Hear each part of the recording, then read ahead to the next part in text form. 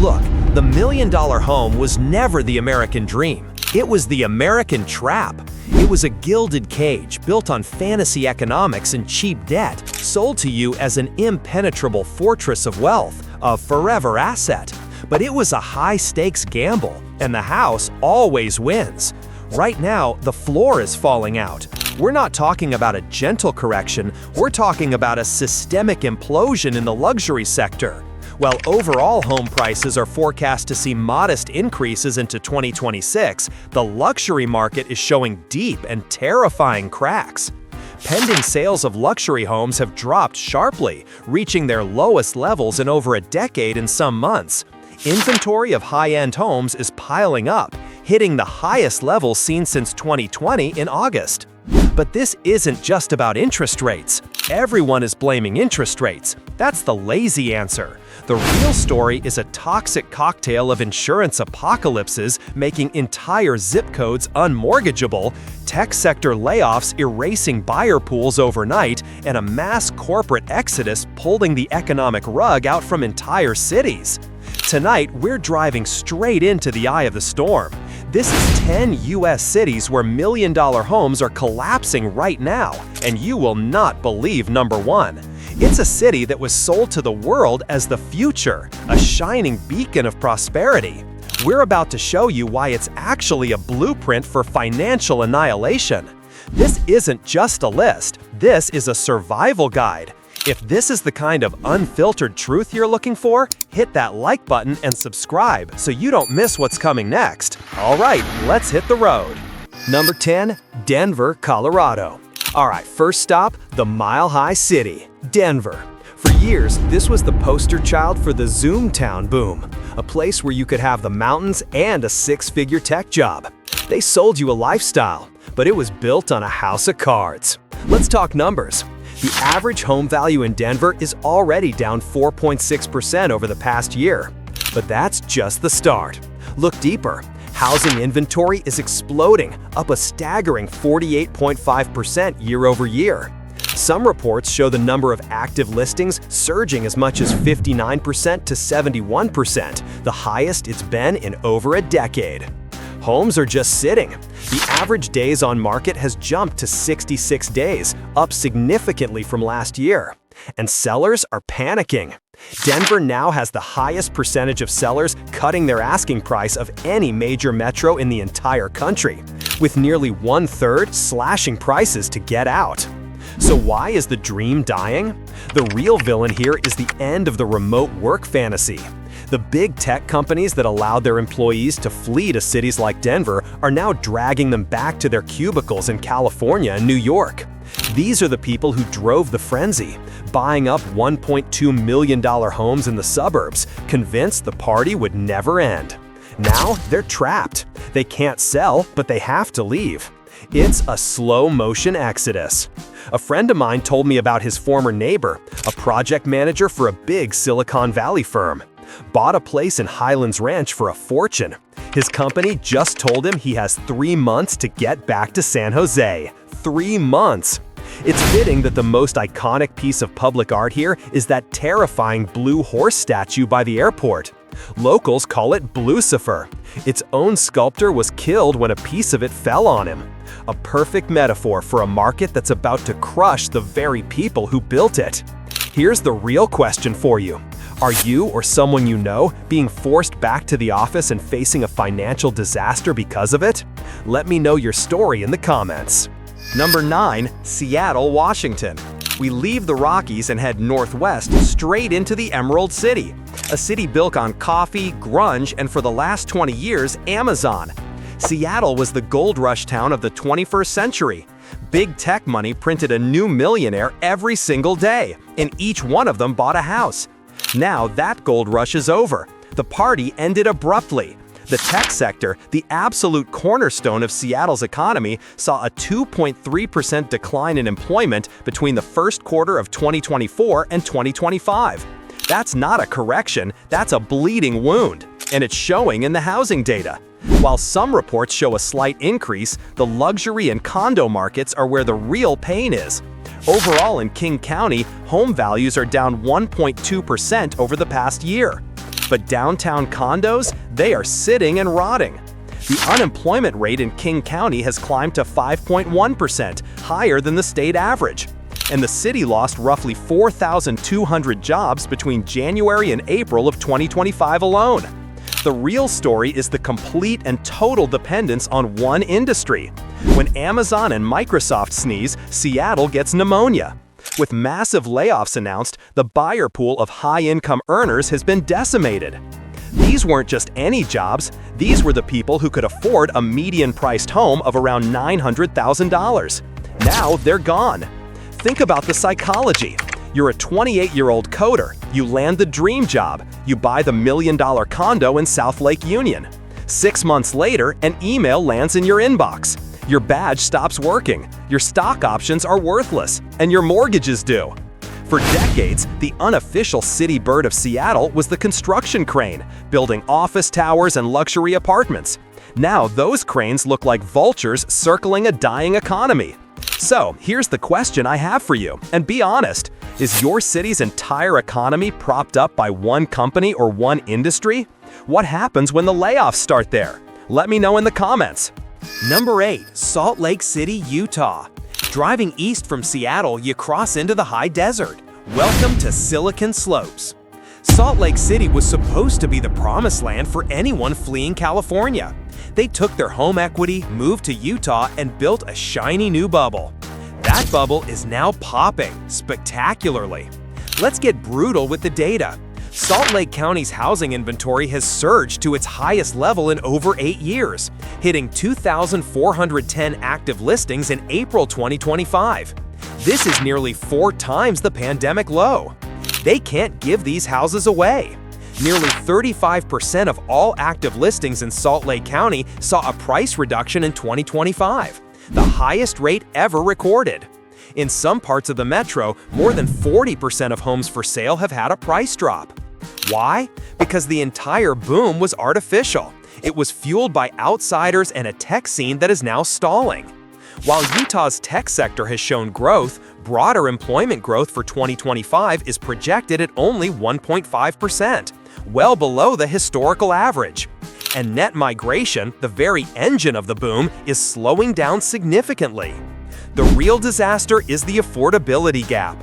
The home price-to-income ratio in Salt Lake City is severely unaffordable, with ratios in some zip codes as high as 11. To afford the median mortgage, you need an income of at least $140,000, while the median income is just $92,000. It's a mathematical impossibility. I was told about a local family, teacher and a firefighter, born and raised in Sugar House. They watched their neighborhood get invaded by Teslas and out-of-state plates. Their property taxes quadrupled. They finally had to sell the house their grandfather built and move 2 hours away. They were driven out of their own city by people who are now trapped in overpriced houses they can't sell. It's a perfectly designed trap. The locals got crushed on the way up, and the transplants are getting crushed on the way down. So let me ask you this. Has your hometown been invaded and ruined by outside money? Are you watching the same story play out where you live? Tell me in the comments. Number 7. Boise, Idaho. From one overhyped mountain town to the next, but Boise was different. This wasn't just a Zoom town, this was a cult. For a while there, it felt like half of California was packing a U-Haul and heading for the Treasure Valley. It was the most overvalued housing market in America, and now the hangover is here, and it is brutal. Let's rip off the Band-Aid. Home value growth has plummeted to just 0.4% this year, down from an insane 41.3% peak in 2021. That's not a slowdown, that's hitting a brick wall at light speed. Sellers are in a state of total panic. Inventory has exploded, with active listings in Ada County up 27.7% compared to last year. The market is flooded. In some parts of the Boise metro, over 35% of all homes on the market have had a price cut. The problem is simple. The entire boom was driven by an influx of out-of-state money chasing a fantasy, and now that money is gone. The population of Boise is actually declining now, falling at a rate of 0.09% annually. The real tragedy is the affordability crisis it left behind. The home price-to-income ratio in Ada County is 5.6, with homes considered overvalued by nearly 28%. You need an income of over $120,000 to comfortably own a home here, but the median household income is only around $81,000. The locals were priced out, and the transplants who bought at the peak are now trapped. I heard about a graphic designer who fled Los Angeles in 2021, bought a modest 3-bedroom house in Meridian for $850,000. Now, his company is demanding he return to the office. His house is worth at least $100,000 less than he paid, and there are 3 other houses for sale on a street. He's stuck. Boise became famous for its blue football field, a quirky, unique thing, but now it's just another field of broken dreams. So tell me, is your city guilty of chasing the hype? Did everyone move there for a vibe that is already starting to fade? Let me know in the comments. Number 6. Las Vegas, Nevada. We now roll into the ultimate illusion. Las Vegas, a city built on luck, desperation, and a complete denial of reality. For decades, the biggest gamble wasn't happening inside the casinos. It was the million-dollar houses being built in the middle of the Mojave Desert. And the bill for that gamble is finally coming due. The market is already shaking. Total housing inventory is up a whopping 49.3% year over year, one of the highest surges in the nation. Homes are lingering. The median days on market has jumped to 55, a huge increase from the 39 days it took to sell a home last year. And the pressure is mounting. Nevada consistently has one of the worst foreclosure rates in the entire country, with 1 in every 2,069 housing units in foreclosure. But this isn't about mortgage rates. This is about survival. The real villain here is water, or the complete lack thereof. Las Vegas gets 90% of its water from the Colorado River, which is fed by Lake Mead. That lake is disappearing. Federal officials are predicting Lake Mead will hit its lowest water levels ever recorded within the next 2 years. Projections show water levels dropping to 1,038 feet by 2027. Nevada is already facing a 7% reduction in its water allocation. What does this mean for your million-dollar home? It means the government is now banning grass in the yards of new homes. It means they are literally limiting the size of new swimming pools by law. Think about that. The very symbol of Las Vegas luxury, the backyard oasis, is being regulated out of existence. A realtor told me a story about a client from California who bought a $1.5 million place in Summerlin. The big selling point was the huge, lush green lawn and a massive pool. His water bill last summer was over $1,000 a month. He's now spending tens of thousands to rip out the grass the previous owner just put in. A house is worth $0 if you cannot turn on the faucet. That's the crash nobody is pricing in. So here's the question for the rest of us. Is your dream home built in a place with a hidden, built-in expiration date, whether it's water, fire, or floods? Let me know. Number 5. Scottsdale, Arizona. From the neon glow of Vegas, we drive 5 hours south, into the furnace. Welcome to Scottsdale, the Beverly Hills of the Sonoran Desert, a city of endless golf courses, manicured lawns, and billion-dollar views, a monument to mankind's ability to defy nature. But nature is finally punching back. The numbers are already ugly. The median sale price in Scottsdale was down 6.1% in August 2025 compared to last year. Homes are lingering. The median days on market has climbed to 81 days, up from 72 last year. Inventory in the wider Phoenix area is up 27% year over year, the highest it's been in a decade. But those are just symptoms. The disease is far more terminal. The real villain isn't the market, it's the water. It is gone. This is not a drill. The state of Arizona itself has officially halted the construction of new homes in the Phoenix metro area that rely on groundwater. Read that again. The government has admitted there isn't enough water for the houses that are already planned, let alone future growth. They project that over the next 100 years, there will be 4.9 million acre-feet of unmet groundwater demand. This is a mathematical death sentence for the housing market. Think of the retiree who bought their dream home on the 18th fairway, paid $1.5 million for that perfect green view. Now their HOA is in a panic, water rates are exploding, and that lush green carpet is destined to become dust and rocks. Scottsdale is famous for having one of the highest concentrations of golf courses in the world, an irrigation-fed fantasy land, a beautiful mirage that is now evaporating in real time. So let me ask you this, is your paradise built on a lie? Are you living in a place that is ignoring an obvious world-ending flaw in its own design? Let me know. Number 4. Naples, Florida. We flee the desert and head east, trading the dry heat for the swampy, oppressive humidity of Southwest Florida. Welcome to Naples, the 18th green of the American dream. This is where old money and new money come to die. A paradise of golf courses and yacht clubs built on a sandbar. But paradise is becoming untenable. Let's unleash the data. The median home price in Naples has already plummeted, with some estimates showing a drop as sharp as 27% year over year.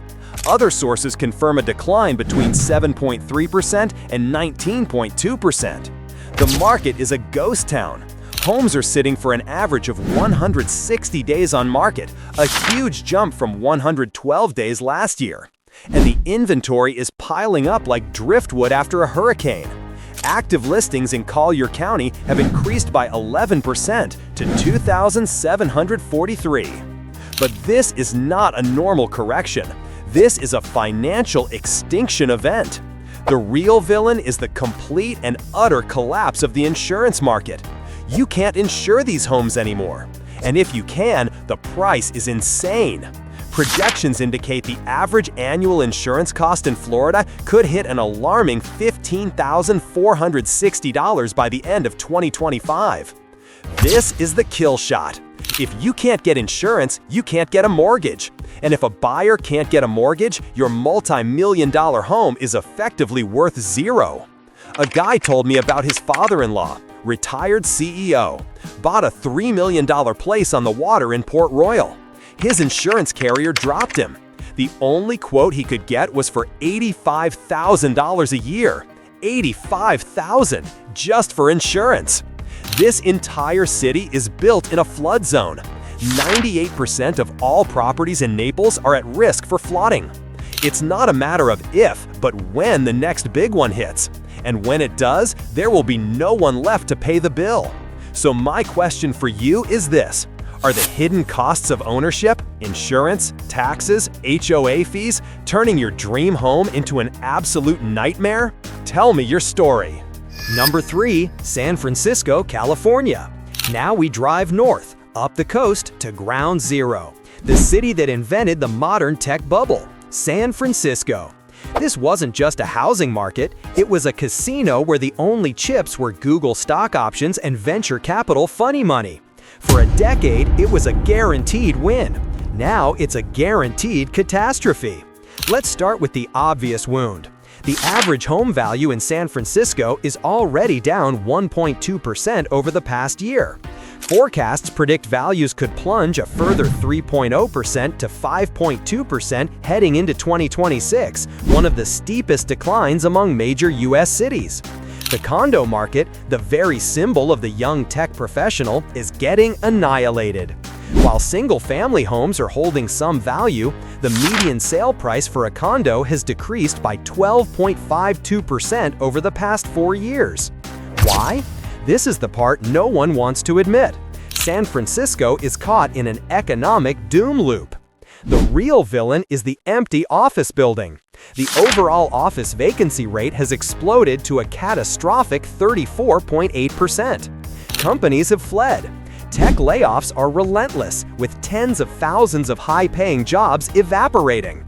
This isn't just about empty desks, it's a death spiral. Fewer workers mean fewer people eating lunch, buying coffee, or paying city taxes.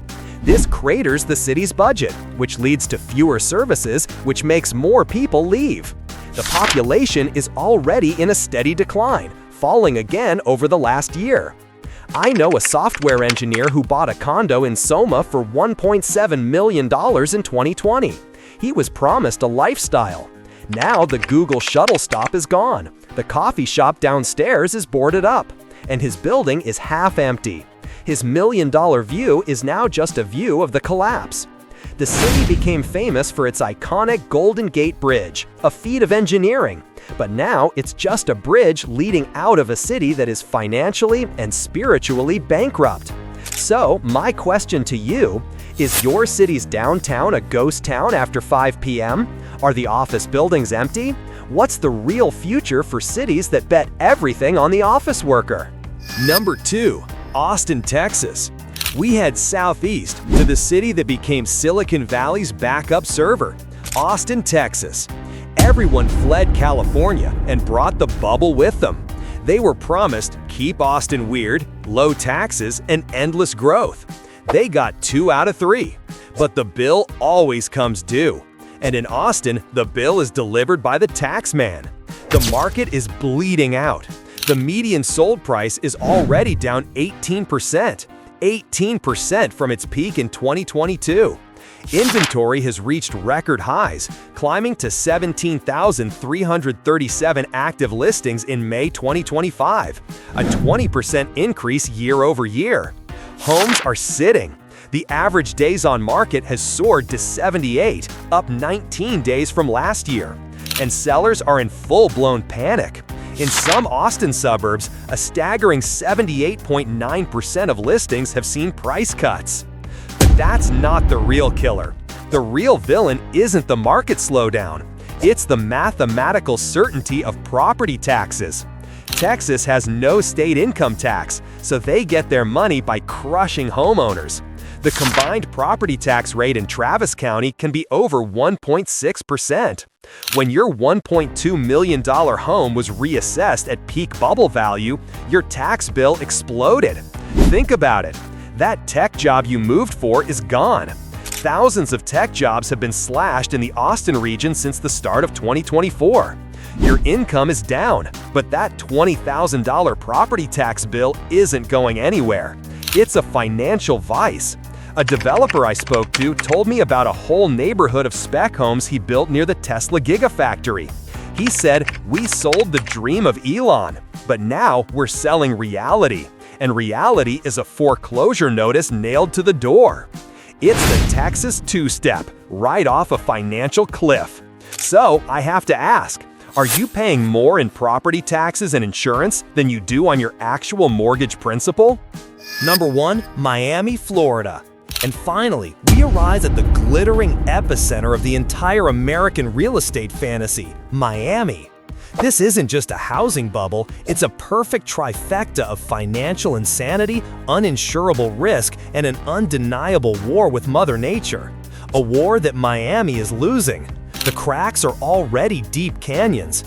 Average home values in Miami-Dade County are down 3.2% over the past year. Inventory is exploding. But the real horror show is the luxury condo market. Inventory for Miami's luxury condos has hit 19 months of supply, well above the 9-12-month healthy average. Older condos, now facing massive assessments and insurance hikes, are seeing prices plummet. Sales volumes are in a nosedive. Why? Because the entire economic model is broken. There are 2 villains here, a financial one and a physical one. Villain 1, the insurance apocalypse. It's unreal. Projections show the average annual homeowner's insurance cost in Florida could hit $15,460 by the end of 2025. That is not a typo, that is a mortgage payment. 16 insurers have fled the state completely. Villain 2, the Atlantic Ocean. It's relentless. Sunny day tidal flooding in Miami Beach has increased by 400% in the last decade. Some studies warn that homes at risk of regular flooding could lose up to 35% of their value by 2050. This is the end game. A $1 million glass tower is worthless if the lobby is underwater, and no bank will touch it without an insurance policy that costs more than a Mercedes. This is how a 70% crash happens. It isn't a correction, it's a repricing of reality. A friend who sells real estate down here told me about a cash buyer from New York. Bought a $2.5 million condo in South Beach. He was shocked when the first-year HOA and insurance bill came. It was over $100,000. He's trying to sell. It's been on the market for a year. Miami sold the world a postcard, but the postcard is soaked. So here it is, the final question. Are you living in a market that is actively at war with reality? And who do you think is going to win? Let me know. So the road trip is over, and the lesson is the same in every single city. The million-dollar dream wasn't an asset. It was a trap built on a fatal flaw everyone chose to ignore. Whether it's water, insurance, or a fake economy, your job is not to time the market. It's to see the truth before everyone else does. It's to spot the lie that everyone is afraid to admit. So I'll leave you with this. What is the one fatal flaw, the biggest lie, in your housing market that no one is talking about?